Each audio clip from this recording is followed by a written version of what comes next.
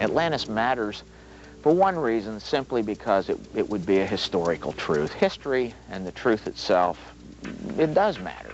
Our team of divers in the Bahamas is led by Greg Little.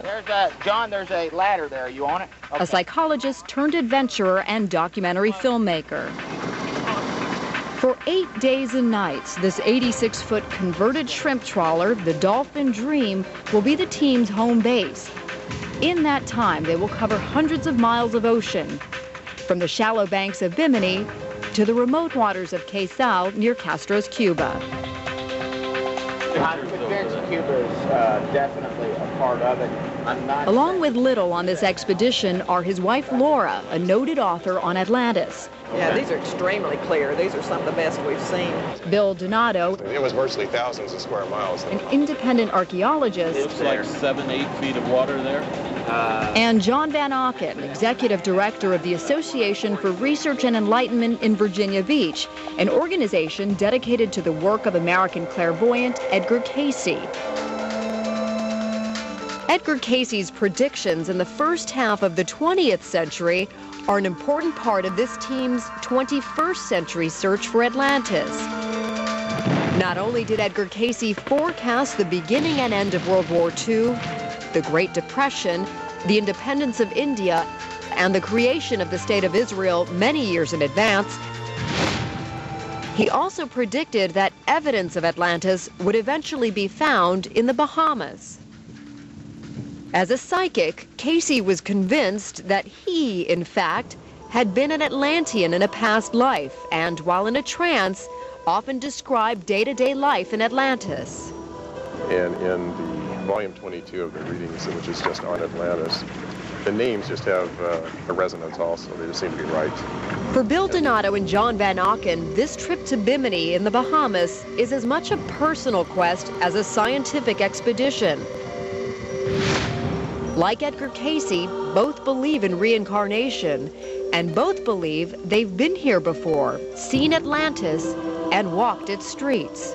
One of my past life experiences was Atlantean, and it affects me in ways that cause me to really find Atlantean material fascinating. It stirs something inside of me. It touches something that I feel latent back there that I knew once upon a time. No, but I recommend we start here. We can look under all of these. It's pretty clear that we can look under all these blocks. These submerged blocks, which form a ruler straight line just off the coast of Bimini in the Bahamas, are collectively known throughout the world as the Bimini Road. The Bimini Road has intrigued scientists and adventurers alike ever since it was first spotted from the air in 1968. Almost immediately, some Atlantis enthusiasts concluded that the Bimini Road must be part of Atlantis. But mainstream scientists were skeptical. Few took the Atlantis claim seriously. Those who actually inspected the Bimini Road took core samples and wrote reports dismissing it as a natural limestone formation. The Bimini Road, they said, was a hoax.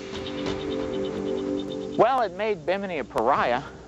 Bimini became a place where archaeologists shunned.